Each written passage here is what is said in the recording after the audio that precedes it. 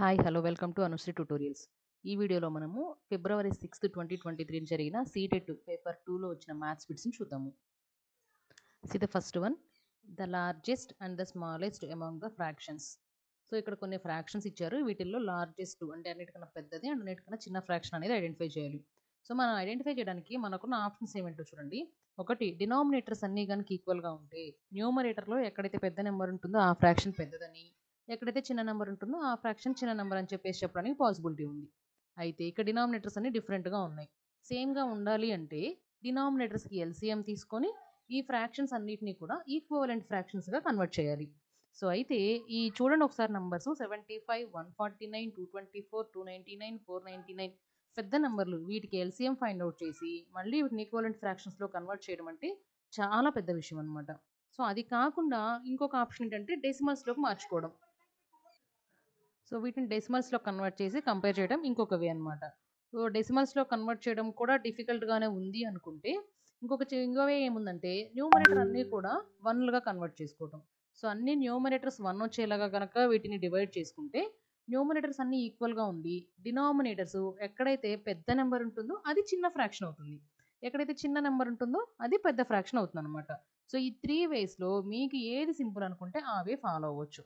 So నేనైతే ఇక్కడ numerators మొత్తాన్ని 1లో కన్వర్ట్ చేస్తున్నాను. సో ఫస్ట్ది 1/75 ఆల్రెడీ 1లోనే ఉంది కాబట్టి న్యూమరేటర్ అలానే ఉంచుతున్నాను. సో ఈ 2/149 క్యాన్సిల్ చేయాలి. న్యూమరేటర్ 1 వచ్చేలాగా కన్వర్ట్ చేస్తున్నాను. ఎలాగంటే 2 టేబుల్తో క్యాన్సిల్ చేస్తున్నారు. 2 1s 2 7s 14 and 2 4s 8. So 74 తర్వాత ఇంకా మిగిలింది 1 మిగిలింది. సో కాబట్టి నేను డెసిమల్ తీసుకున్నాను. 74.1 ఉంది కదా, 1 కాస్త 10 అయిపోతుంది కాబట్టి 2 5s 10. సో ఈ నెంబర్ ఏమవుతుందంటే మనకి 2/149 అన్న 1/74.5 అన్న సేమ్ అవుతుంది అనమాట. సో అలానే నెక్స్ట్ నెంబర్ని కూడా కన్వర్ట్ చేసుకుంటున్నాను. చూడండి, 224ని 3తో డివిజన్ చేయాలన్నమాట. 3 7s 21 అండ్ ఇంకా 1 ఉంటుంది కదా, 14 అవుతుంది. 3 4s 12. సో 2 మిగిలిపోతుంది, పాయింట్ పెట్టుకుంటే 20 అవుతుంది. 3 6 18, 2 ఉంటుంది. సో మళ్ళీ 6 వస్తుంది. సో ఇంతవరకు చాలు, మనకి ఒక డిజిట్ వరకు సరిపోతుంది. నెక్స్ట్ 4/299 కూడా న్యూమరేటర్ 1 వచ్చేలాగా కన్వర్ట్ చేసుకుంటే 1/4 7s 28, 1 ఉంటుంది. సో ఇది కాస్త 19 అవుతుంది కాబట్టి 4 4s 16, 3 ఉంటుంది. సో పాయింట్ పెట్టుకుంటే 0 పెట్టుకుంటాం కదా, 30 అవుతుంది అనమాట. 4 7s 28, ఇంకా 2 ఉంటుంది. 4 5s 20. సో ఇది నేను చెప్తుంటే మీకు ఏం అర్థం అవ్వట్లేదు అనుకుంటే మీరు సింపుల్గా డివిజన్ చేసి చూడండి, మీకు ఈజీగా అర్థమైపోతుంది. సో 6/449 కూడా న్యూమరేటర్ 1 వచ్చేలాగంటే 6 తోటి కనుక క్యాన్సిల్ చేస్తే 6 7s 42. సో ఈ 44లో నుంచి 2 ఉంటుంది కదా, 29 అవుతుంది. 6 4s 24, 5 ఉంటుంది. సో 50 అవుతుంది. 8s 48, 2 ఉంటుంది. 6 2s 12. సో ఇలా కంటిన్యూ అవుతూ ఉంటుంది అనమాట. సో ఇవి మనకి ఇప్పుడు ఉన్న ఫ్రాక్షన్స్ ఏమేంటంటే 1/75, 1/74.5, 1/74.6, 1/74.75, 1/74.82 ఈ ఫ్రాక్షన్స్ మనం కంపేర్ చేయాలి. సో మనం ఆల్రెడీ చెప్పుకున్నాం కదా, న్యూమరేటర్స్ అన్నీ సేమ్ ఉంటే డినామినేటర్లో ఎక్కడైతే స్మాలెస్ట్ నెంబర్ ఉంటుందో అది బిగ్గర్ ఫ్రాక్షన్ అవుతుంది. సో ఇక్కడ చూడండి, అన్నిటికన్నా చిన్న నెంబర్ ఎక్కడుంది, 74.5 అనేది చిన్న నెంబర్ అన్నిటికన్నా, అవునా? సో ఇది స్మాల్ కాబట్టి 1/74.5 అనేది బిగ్గర్ ఫ్రాక్షన్ అవుతుంది. అర్థమవుతుందా? డినామినేటర్లో ఎక్కడైతే స్మాల్ నెంబర్ ఉంటుందో అది లార్జెస్ట్ ఫ్రాక్షన్ అవుతుంది. సో 1/74.5 అంటే ఏంటి, 2/149. సో లార్జెస్ట్ వచ్చేప్పటికి మనకి 2/149 అవుతుంది. ఓకేనా? అండ్ ఇప్పుడు స్మాలెస్ట్ చూద్దాము. స్మాలెస్ట్ దానికోసం ఏంటంటే డినామినేటర్లో బిగ్గర్ నెంబర్ ఎక్కడుందో చూద్దాము. సో మనకున్న వాటన్నిటిలో డినామినేటర్లో బిగ్గర్ నెంబర్ ఇక్కడ ఉంది, 75 అనేది బిగ్గర్ నెంబర్. సో 1/75 అనేది స్మాలెస్ట్ అవుతుంది అనమాట. సో మనకు వచ్చేప్పటికే ఆప్షన్ 2 అనేది కరెక్ట్ ఆన్సర్ అవుతుంది. Now see the next one. The LCM of 767 and 2773 is k times their HCF. What is the value of k అన్నారు. సో మనకి ఎల్సిఎం హెచ్సిఎఫ్ కనుక తెలిస్తే ఆ ఎన్ని టైమ్స్ అయితే ఉంటుందో అదే k వాల్యూ అని చెప్పేసి చెప్పొచ్చు అనమాట. సో ఫస్ట్ ఎల్సిఎం హెచ్సిఎఫ్ తెలియాలి అంటే వీటికి ఫ్యాక్టర్స్ రాయాల్సింది. సో అంత సింపుల్గా రావు, చూడండి. కొంచెం అబ్జర్వ్ చేస్తే మనకి ఈజీగా అర్థమయ్యేది ఏంటంటే 767ని స్లోగా 2 నుండి కనుక డివిజిబిలిటీ రూల్స్ ప్రకారం అబ్జర్వ్ చేసుకుంటూ వెళ్తే ఇది మనకి 13 టేబుల్లో డివిజిబుల్ అవుతుంది. 13 59 డివిజిబుల్ అవుతుంది అనమాట. 1359 సార్ 767 వస్తుంది. సో ఇంకొక నెక్స్ట్ నెంబర్ వచ్చేప్పటికి 2773. సో దీనికోసం నేనేం చేస్తున్నానంటే దీనికి కూడా ఖచ్చితంగా 13 టేబుల్‌లో కానీ 59 టేబుల్‌లో కానీ రావాలి. సో 13 టేబుల్‌లో చెక్ చేశాను ఎక్కడ రావట్లేదు. 59తో కనుక డివిజన్ చేస్తే 59 ఇంటూ 47 అనేది వస్తుంది. సో మరి మాకు ఇదే ఖచ్చితంగా ఎలా తెలుస్తుంది అంటే మీరు వన్స్ ప్లేస్‌ని అబ్జర్వ్ చేసి ఈజీగా ఐడెంటిఫై చేయొచ్చు. నేను 59 ఈ నెంబర్‌ని డివిజిబుల్ చేస్తున్నానో లేదో కనుక్కోవాలనుకుంటున్నాను. ఇక్కడేమో వన్స్ ప్లేస్‌లో 9 ఉంది. ఇక్కడ వన్స్ ప్లేస్‌లో 3 ఉంది. 9 టేబుల్‌లో 3 ఎప్పుడొస్తుంది వన్స్ యూనిట్‌లో అంటే 9 7 ఆర్ 63 కాబట్టి 7 టైమ్స్‌లో వస్తది. సో మనం ఓన్లీ 59 17s 27 37 47 ఇవి చెక్ చేస్తే ఖచ్చితంగా ఈ నెంబర్ అనేది వస్తుందన్నమాట. ఓకేనా? సో మనకు కావాల్సిన ఫ్యాక్టర్స్ అయితే ఇవి. హెచ్‌సీఎఫ్ అంటే ఏం చెప్పుకున్నాము? హైయెస్ట్ కామన్ ఫ్యాక్టర్ రెండిట్లోనూ కామన్‌గా ఉన్నదాన్ని హెచ్‌సీఎఫ్ అంటాము. సో ఇక్కడ కామన్‌గా ఉన్నదైతే 59. సో నేనైతే హెచ్‌సీఎఫ్ 59. సో హెచ్‌సీఎఫ్ అయితే 59 అని చెప్పేసి తెలిసింది. ఎల్‌సీఎం వచ్చేప్పటికి 13 ఇంటూ 59 ఇంటూ 59 ఇంటూ 47 అనేది ఎల్‌సీఎం అవుతుంది. ఓకేనా? సో ఫైనల్‌గా ఈ నంబర్స్‌కి ఎల్‌సీఎం వచ్చేప్పటికి 13 ఇంటూ 59 ఇంటూ మనకి ఉన్న మొత్తం అన్ని ఫ్యాక్టర్స్‌ని రాసుకుంటే వచ్చేదాన్ని ఎల్‌సీఎం అంటాం కదా! సో 59 ఇంటూ 47 సారీ కామన్‌గా ఉన్న నంబర్‌ని 1 టైమ్ తీసుకుంటాము. రిమైనింగ్ నంబర్స్ మొత్తాన్ని కూడా ప్రోడక్ట్‌లో రాసుకుంటూ వచ్చేది ఎల్‌సీఎం అవుతుంది. అండ్ మరి 2 నంబర్స్‌కి హెచ్‌సీఎఫ్ ఏమవుతుంది? హెచ్‌సీఎఫ్ అంటే ఓన్లీ కామన్‌గా ఉన్న నంబరు. కామన్‌గా ఏముందంటే 59 ఉంది. ఓకేనా? అయితే ఏమన్నారంటే ఎల్‌సీఎం అనేది k టైమ్స్ ఉంది అంట హెచ్‌సీఎఫ్ కన్నా. సో ఈ హెచ్‌సీఎఫ్ అంటే ఇది ఎన్ని టైమ్స్ ఉంది హెచ్‌సీఎఫ్ అనేది 13 ఇంటూ 47 టైమ్స్ ఉంది. అవునా? సో ఇక్కడ k వచ్చేప్పటికి ఎన్ని టైమ్స్ అయితే ఉందో అదే మనకి k వాల్యూ అవుతుంది. 13 ఇంటూ 47 టైమ్స్ ఉంది కాబట్టి 13 ఇంటూ 47 అనేది k వాల్యూ అవుతుంది. సో దీన్ని కనుక మనం మల్టిప్లై చేస్తే మనకి 611 వస్తుంది. So option 3 is correct answer for this problem. Now see the next one. If minus 3 by 4 power minus 3 divided by minus 4 by 3 whole power 7. Now see the next one. See ఇక్కడ ఒక expression అనేది ఇచ్చారు. ఈ ఎక్స్ప్రెషన్లో మనకి ఇక్కడ ఒక variable ఉంది. ఆ వేరియబుల్ వాల్యూని మనం ఫైండ్ అవుట్ చేయాలి. ఓకేనా? సో ఇదేమో -3/4 పవర్ -3 ఉంది. సో ఇక్కడ పవర్లో -3 ఉంది కాబట్టి ఈ మైనస్ తీసేస్తే ఇది కాస్త 4/3 అవుతుంది. అండ్ ఇక్కడేమో డివిజన్ సింబల్ ఉంది. సో దానికోసం నేనేం చేస్తున్నాను అంటే కొంచెం చూడండి కేర్ఫుల్గా -3/4 హోల్ పవర్ -3 అలానే ఉంచేస్తున్నాను. ఓకేనా? ఇక్కడ డివిజన్ ఉంది కదా, డివిజన్కి బదులుగా మనం ఏం చేస్తాం మల్టిప్లికేషన్ చేస్తాం. దేంతో మల్టిప్లై చేస్తాము? దీని రెసిప్రోకల్తో మల్టిప్లై చేస్తాము. సో 4/3కి రెసిప్రోకల్ అంటే 3/4 వస్తుంది. అవునా? సో 3/4 హోల్ పవర్ 7 అయిపోతుంది మైనస్. అలానే ఆర్హెచ్ఎస్కి వచ్చేప్పటికి 4/3 ఇక్కడేమో 3/4 అని ఉంది. సో ఇక్కడ కూడా చూడండి మనకు అన్ని 3/4 ఉన్నాయి కదా, సో అందుకని ఈ 4/3ని నేను 3/4గా మార్చుకుంటున్నాను. సో దానికోసం ఏం చేస్తున్నానంటే -3/4 టు ద పవర్ ఇక్కడ ఉన్న ఈ 2కి -2 ఇస్తున్నాను. సో ఇప్పుడు చూడండి జస్ట్ దీన్ని రివర్స్ చేసాం కాబట్టి ఇక్కడ మైనస్ ఇచ్చాం అంతే. ఇక్కడ మైనస్ తీసేస్తే ఇది మామూలుగా 4/3 అవుతుంది, మనకు ఒరిజినల్ వాల్యూనే వస్తుంది. సో వాల్యూ ఏం చేంజ్ అవ్వదు.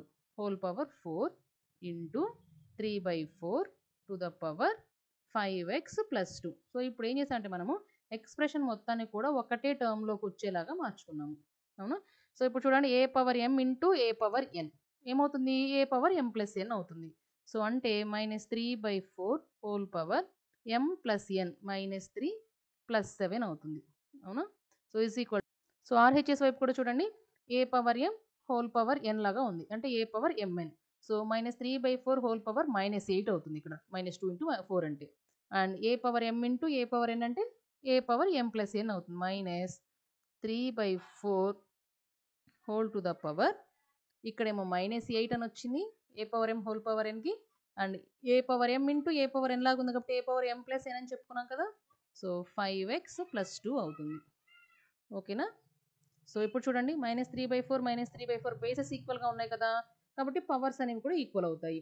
-3 + 7 అనేప్పటికీనేమో 4 ఈక్వల్ ఆర్హెచ్ఎస్ వైపు ఉన్న పవర్ ఏంటి 5x -8 + 2 సో -6 అవుతుంది.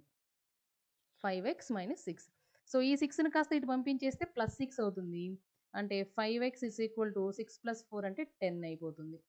సో మనకు కావాల్సిన ఓన్లీ x వాల్యూ కాబట్టి 5ని కూడా ఇటు పంపిస్తే డివిజన్కి వస్తుంది. సో 5 1s 5 2s క్యాన్సిల్ అవుతాయి కాబట్టి x వాల్యూ 2 వస్తుంది. సో మనకు కావాల్సిన x value 2. Option 4 is correct answer for this problem. And ఇంకొకటి, మేము ఇదంతా సాల్వ్ చేయలేము లాస్ట్ వరకు అవసరం లేదు కదా అంటే మీకు ఇక్కడ ఏదైతే పవర్స్ ఈక్వల్ అని చెప్పేసి తెలిసిన ఒక ఎక్స్ప్రెషన్ వచ్చిందో అప్పుడు ఆప్షన్స్ నుంచి అయినా వెళ్ళొచ్చు. ఓకేనా. Now see the next one. Given that అని ఒక ఎక్స్ప్రెషన్ ఇచ్చారు. What should be subtracted from K so that the value becomes 2.5.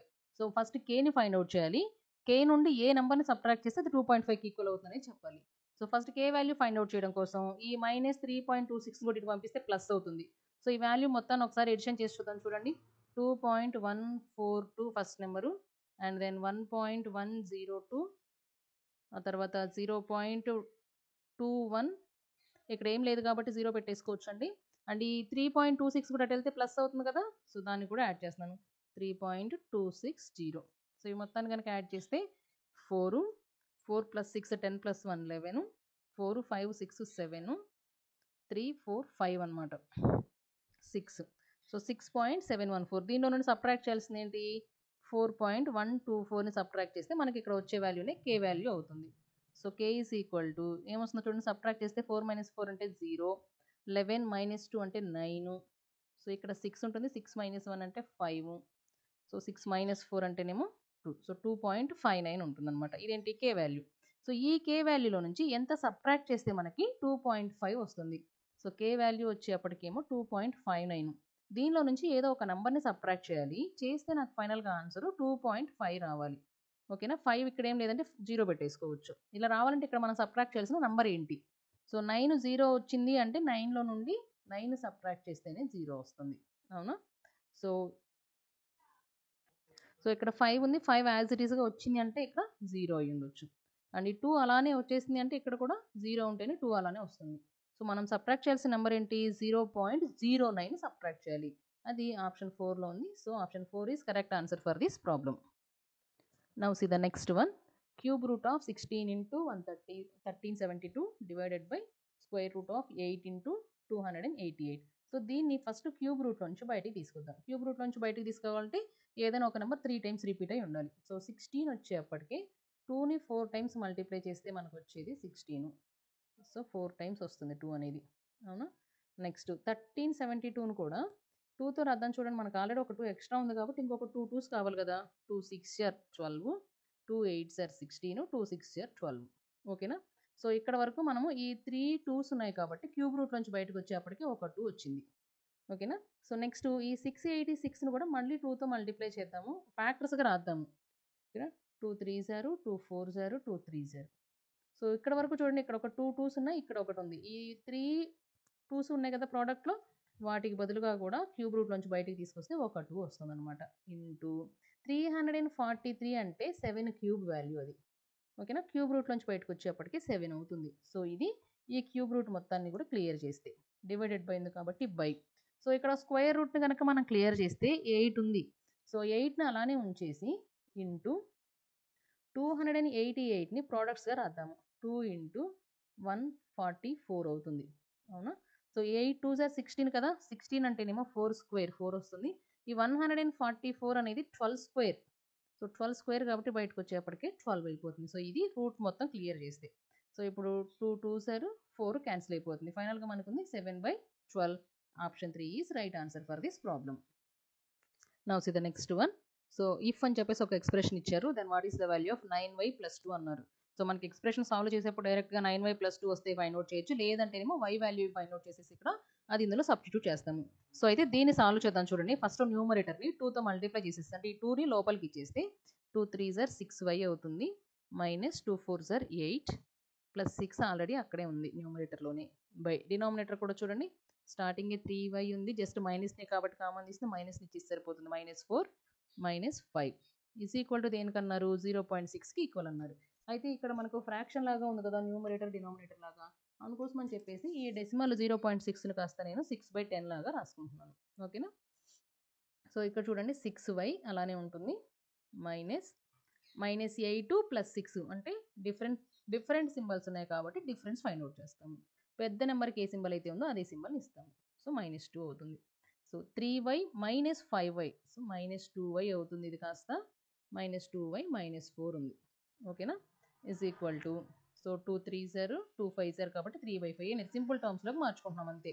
మీకు ఇంకా సింపుల్గా కావాలంటే ఇక్కడ దీన్నైనా చేంజ్ చేయొచ్చు. మొత్తంలో ఇక్కడ 2 కామన్గా ఉంది కాబట్టి న్యూమరేటర్ డినామినేటర్లో సో సింప్లెస్ట్ టర్మ్స్లో కనుక మార్చుకుంటే మనము 3y - 1 బై -1 - 2 అవుతుంది. ఇది న్యూమరేటర్లో డినామినేటర్లో మొత్తంలో కూడా మనము 2ని కామన్ తీసేసి క్యాన్సిల్ చేసేసామన్నమాట. ఓకేనా. సో ఇప్పుడు దీన్ని క్రాస్ మల్టిప్లికేషన్ చేద్దాము. ఈ 3 ఇటువైపుకి వస్తుంది, 5 ఏమో న్యూమరేటర్కి వెళ్తుంది. సో న్యూమరేటర్కి వెళ్ళిన 5తో కనుక మల్టిప్లై చేస్తే 3 5s are 15y అవుతుంది. ఓకేనా. సో ఏం చేస్తున్నాము, క్రాస్ మల్టిప్లికేషన్ అనేది చేస్తున్నాము ఇక్కడ. 3 5s are 15y -5 is equal to ఇటువైపు వచ్చేప్పటికి 3 × -y అంటే -3y -3 2s are 6 అయిపోతుంది. ఓకేనా. సో ఇప్పుడు ఈ వేరియబుల్ ఇటు పంపించేసి కాన్స్టెంట్ టర్మ్ ఇటు పంపిద్దాము. 15y ఈ -3y కాస్త ఇటు ఉంటే +3y అవుతుంది. అవునా.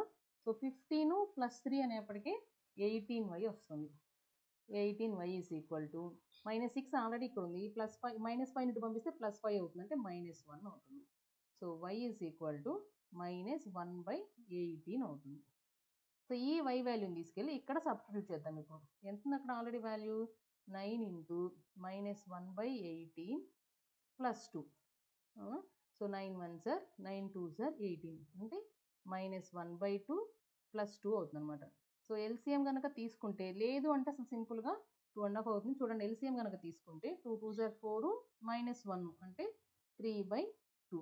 సో 3/2 అన్న ఫ్రాక్షన్ లేదు, దాన్ని డెసిమల్లోకి మార్చిచ్చారు కాబట్టి ఈ 3/2 అనేది దేనికి ఈక్వల్ అవుతుంది, 1.5 ఈక్వల్ అవుతుంది, 1.5. సో ఆప్షన్ 2 అనేది కరెక్ట్ ఆన్సర్ అవుతుంది అనమాట. Now see the next one. What is the product of the coefficient of x² and x in the following. So దీనిలో x² కోఎఫిషియంట్ x కోఎఫిషియంట్కి ప్రోడక్ట్ ఫైండ్ అవుట్ చేయాలి.